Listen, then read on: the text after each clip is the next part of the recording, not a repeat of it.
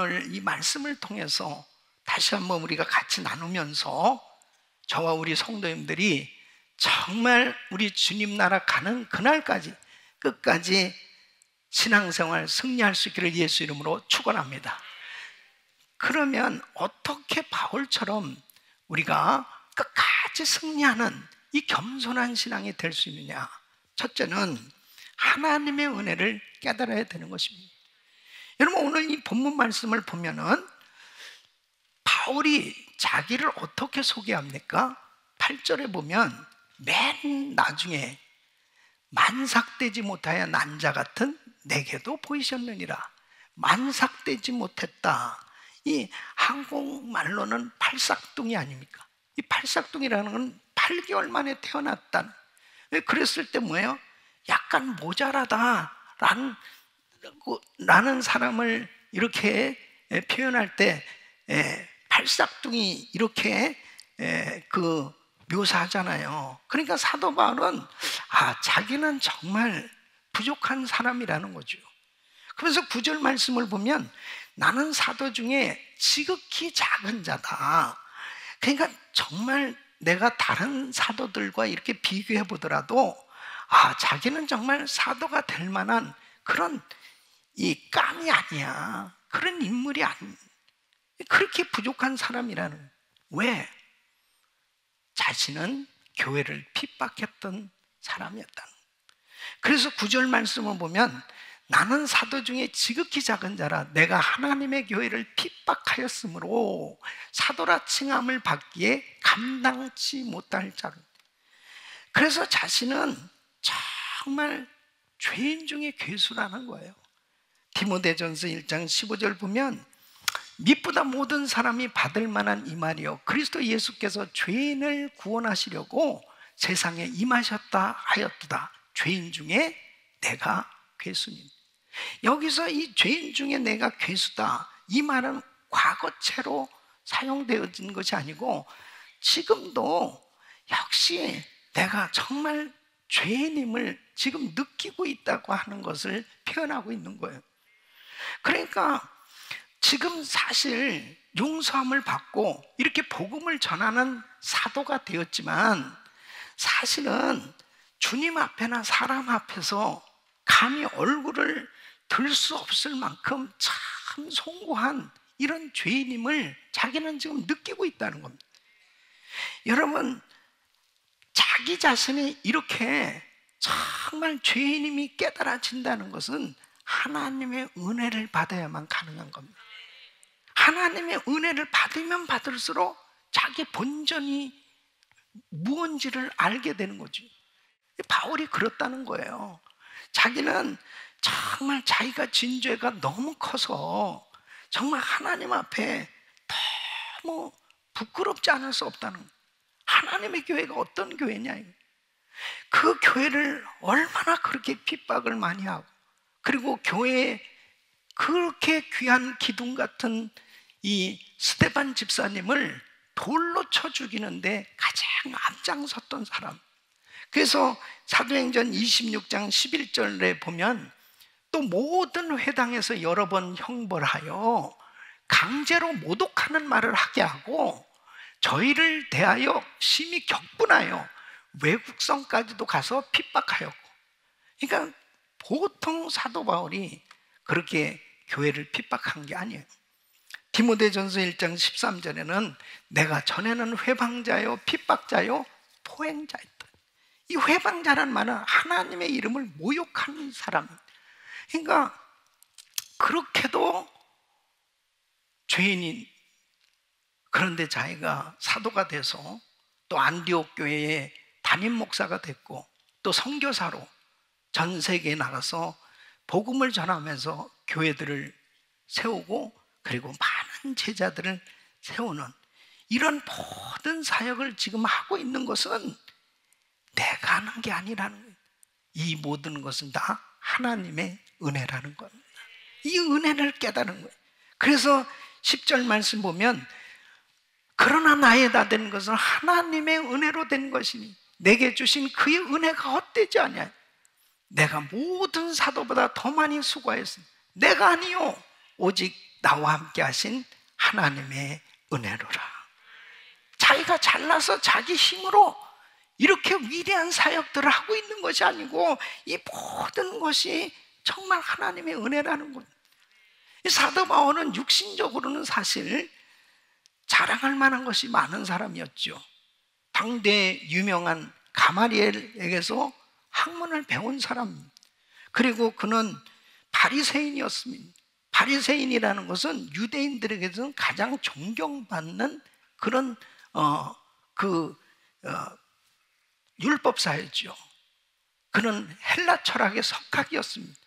그리고 로마 시민권까지도 가지고 있는 사람. 그러니까 모든 면에서, 어떤 면에서 보면 자랑할 만한 것들이 많이 있었죠. 그런데 자기를 팔싹둥이, 그리고 지극히 작은 자, 부족한 사람이라고 이렇게 여기면서 사역을 할 수 있던 것이 뭐냐? 하나님의 은혜를 깨달은 거예요.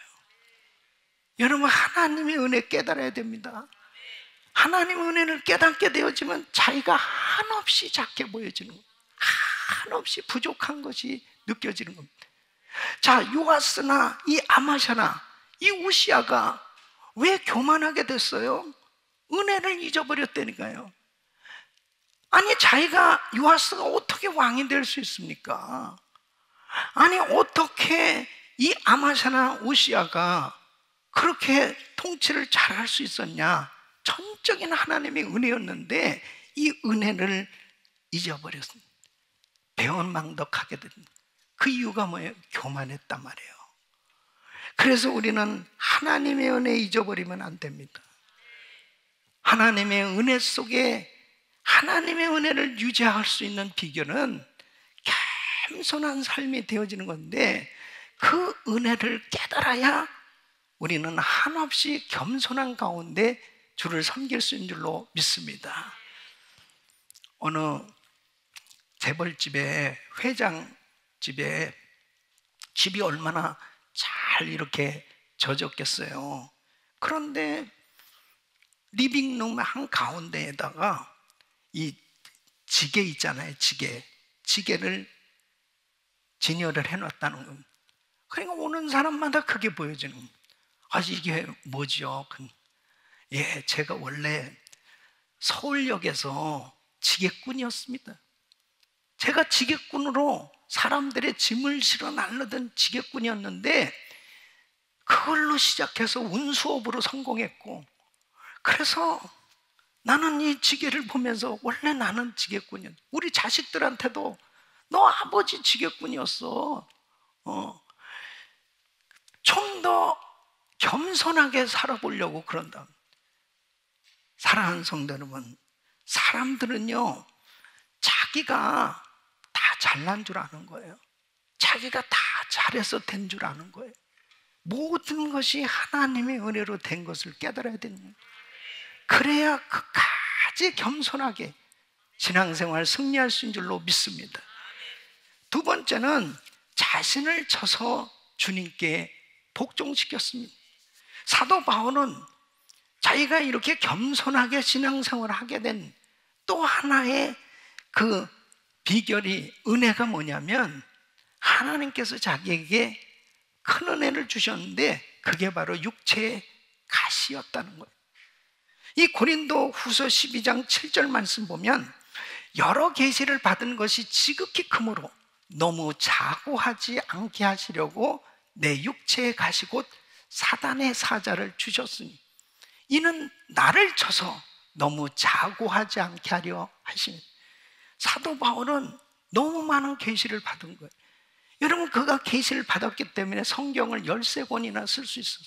그것이 다 하나님께로부터 정말 직접 받은 것들이란 말이에요. 그리고 은사를 엄청나게 받았습니다. 그를 통해서 얼마나 많은 사람들이 정말 치유를 받는 이런 역사들이 일어났죠. 그는 3층 천국을 아주 투어를 했다니까요. 그렇게 어마어마한 은혜를 받은 사람이 몇 명이나 되겠습니까? 그런데 이 바울에게 늘 자기를 괴롭히는 이 가시가 있었습니다. 이 가시는 성경학자들은 어떤 사람은 눈병이라고 그러기도 하고 어떤 사람은 안질이라고도 그러는 거예요. 그럼 여러분, 목사가 매일 이 눈병이 낫지 않는 가운데 지내면요 얼마나 불편합니다. 성경을 읽을 수가 있어요. 뭐 책을 매일 읽어야 되는데 얼마나 불편하겠습니까? 또 간질은, 요즘은 그렇게 간질 환자들이 많지 않지만 과거에는 간질 환자들이 많이 있어요. 그러면 갑자기 거품을 물고 막 쓰러지는 거예요. 예? 얼마나 많은 능력과 은사를 받은 이 바울, 교만해지기 쉬운 사람이죠. 예? 너무너무 교만해질 수밖에 없는 그런 소질이 다분히 있는데, 자기에게 있어서 이런 육체의 가시가 있으니까 주님을 의지하지 않으면 안 되는 거예요. 예? 그러니까 고린도후서 12장 10절에 보면, 그러므로 내가 그리스도를 위하여 약한 것들과 능욕과 궁핍과 핍박과 곤란을 기뻐하노니 이는 내가 약할 그때에 곧 강함이니라. 자기가 깨닫는 거예요. 아, 하나님이 이렇게 육체에 가시를 주, 주님을 의지하야만 살아갈 수밖에 없는, 너무 자기의 이 약한 것, 이것 때문에 깨닫게 된 것이 뭐냐면, 아, 하나님이 내게 주신 이 귀한 은사들을 계속 은혜를 유지할 수 있는 비결이 여기에 있구나. 그래서 고린도후서 12장 9절에 내게 이르기를 내 은혜가 내게 족하도다. 이는 내 능력이 약한 데서 온전하여짐이라 하신지. 그러니까 하나님의 그 은혜를 받고 깨닫게 되어진 이 육체의 가시도 곧 이것이 하나님의 은혜라는 사실, 이것을 깨닫게 되니까 그는 오히려 기뻐했다고 그럽니다. 그래서 고린도후서 12장 9절에 이러므로 도리어 크게 기뻐함으로 나의 여러 약한 것들에 대하여 자랑하니 이는 그리스도의 능력으로 내게 머물게 하려 함이라. 그래서 사도 바울은 정말 자기의 약한 것을 자랑한, 자기의 연약함, 이 육체의 가시 때문에 하나님의 은혜를 더 사모하고 주님을 더 의지할 수밖에 없는, 자기가 교만해질 수가 없는 거예요. 여러분, 이렇게 말씀 전하다가 때가 갑자기 막 간질이 막 드러나가지고 쓰러졌다고 한번 생각해 보세요. 그러면 바울이 말씀 전하면서도 주여 이 발작이 일어나지 않게 해주세요, 그러면서 그렇게 조마조마하게 기도하면서 얼마나 간절히 하나님을 의지하면서 말씀을 전했겠냐고. 예? 그걸 깨달은 거예요. 아, 내가 자랑할 것은 나의 약한 것을 자랑할 것이다. 사랑하는 성도 여러분, 그래서 바울은 십자가만 자랑하기로 작정한 겁니다. 갈라디아서 6장 14절 말씀, 그러나 내게는 우리 주 예수 그리스도의 십자가 외에 결코 자랑할 것이 없어. 그리스도로 말미암아 세상이 나를 대하여 십자가에 못 박혀 내가 또한 세상을 대하여 그러하리라. 그래서 바울은 자기가 교만해지려고 하면 자신을 쳐서 주님 앞에 복종시키는 이런 훈련을 끊임없이 한 겁니다. 그러니까 요즘 이 북경에서 올림픽, 그 동계올림픽이 열리고 있잖아요. 각 나라에서 가장 잘하는 선수들만 다 모인 겁니다, 전 세계에서.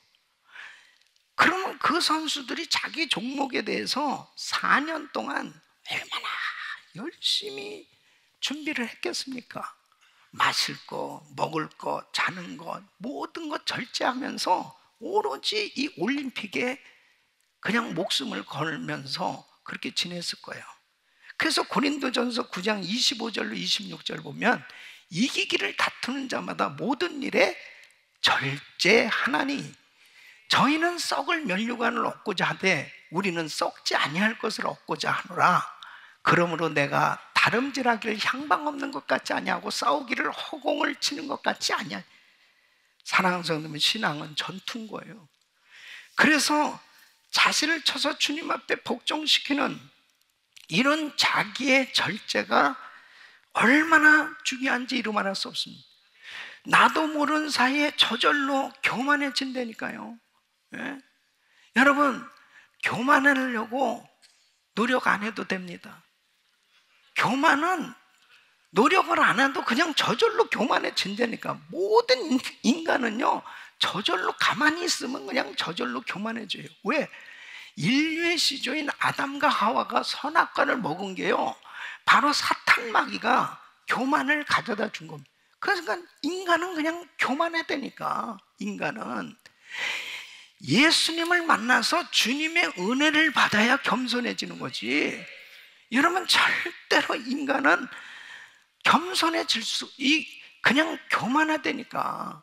그래서 바울은 고린도전서 9장 27절 보면, 내가 내 몸을 쳐 복종하게 하면 내가 남에게 전판 후에 자기가 도리어 버림이 될까 두려워함이는. 예? 사도 바울은 이 육체의 가시를 하나님이 주신 걸 감사했던 거예요.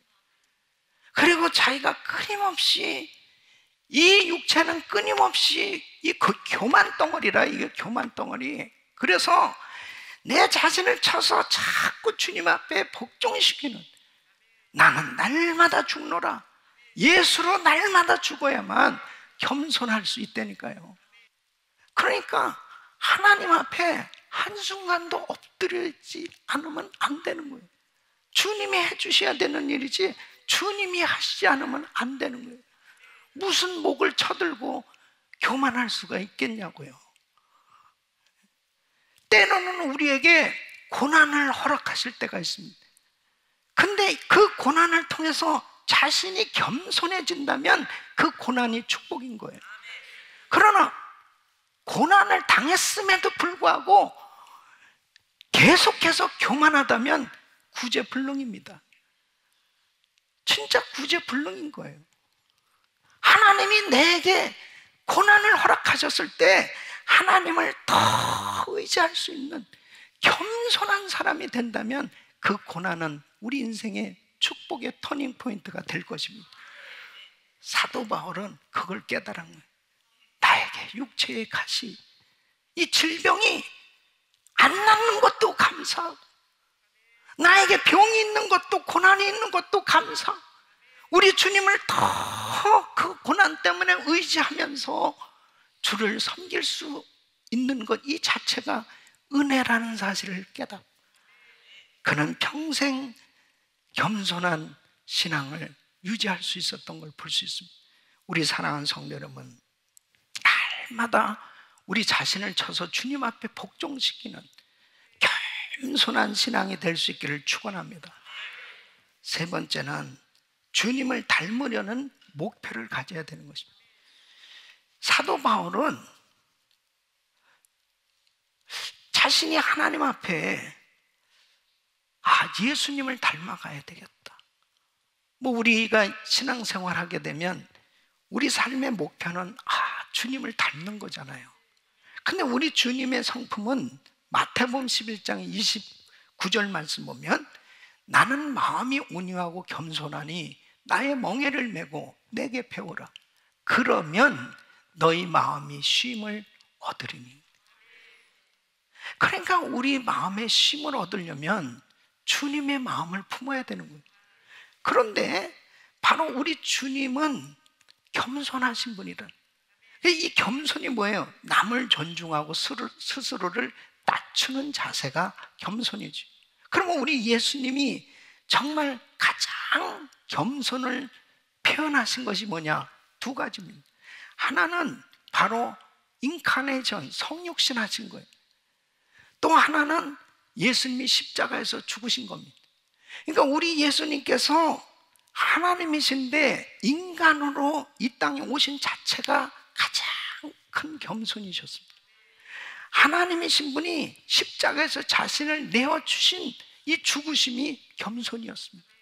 그래서 빌립보서 2장 5절로 8절 보면 너희 안에 이 마음을 품으라 곧 그리스도 예수의 마음이 그는 근본 하나님의 본체시나 하나님과 동등됨을 취할 것을 여기지 아니하시고 오히려 자기를 비워 종의 형체를 가져 사람들과 같이 되었고 사람의 모양으로 나타나셨음에 자기를 낮추시고 죽기까지 복종하셨으니 곧 십자가에 죽으심이라.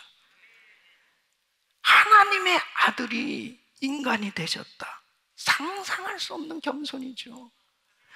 하나님의 아들이 죄 없으신 하나님이 죄인된 인간을 위해서 자신의 목숨을 내어주셨다.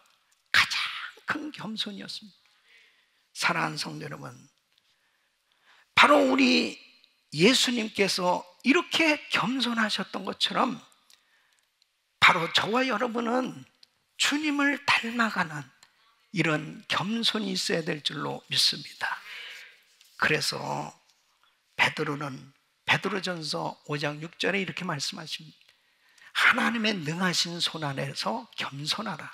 때가 되면 너희를 높이시리라. 예수님의 제자들 보세요.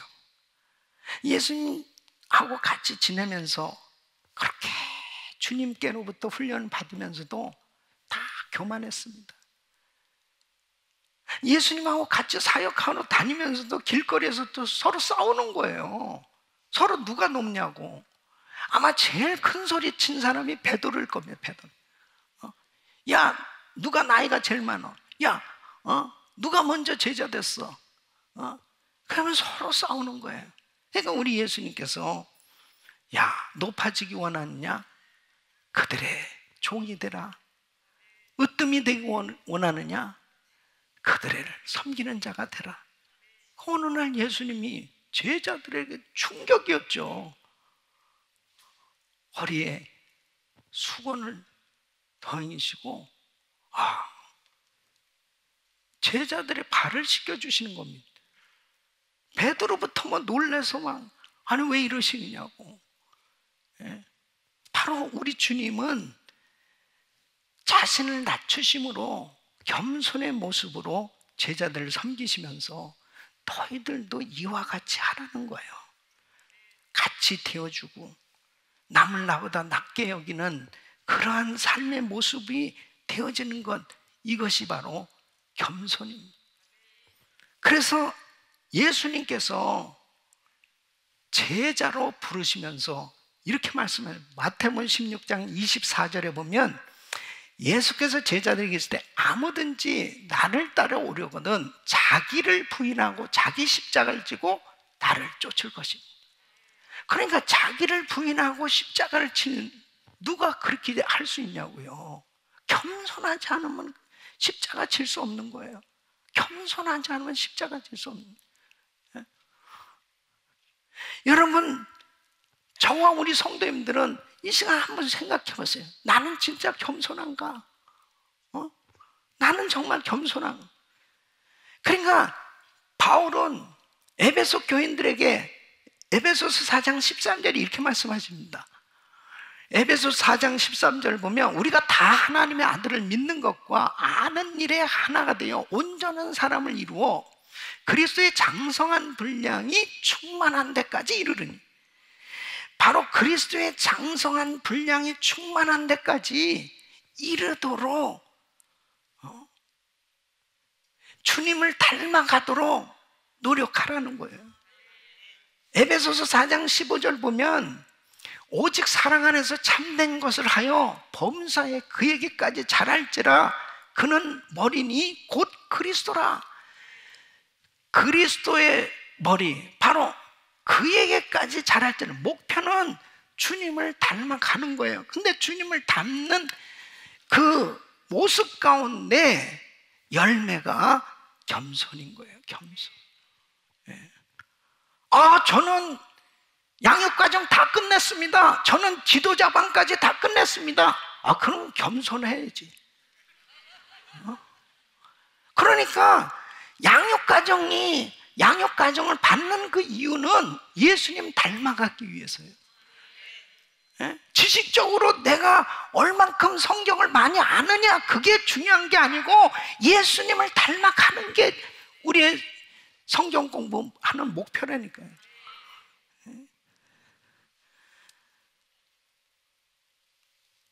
주님을 목표로 하니까 매일 부족함을 느낄 수밖에 없는, 너무 주님 앞에 죄송, 아유 나는 아직도 멀었구나, 나는 아직도 그러니까 고린도전서 10장 12절 말씀 보면 그런즉 선줄로 생각하는 자는 넘어질까 조심.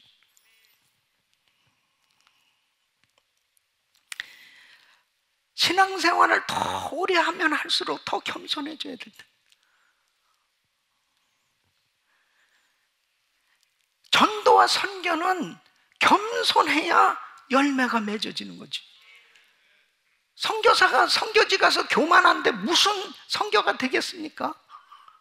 그들과 같이 되어주고 그들의 아픔과 그들의 어려움을 이해하면서 예수님처럼 같이 되어줬을 때 선교가 되는 것이지, 그러지 않고서는 선교가 되지 않지 않습니다.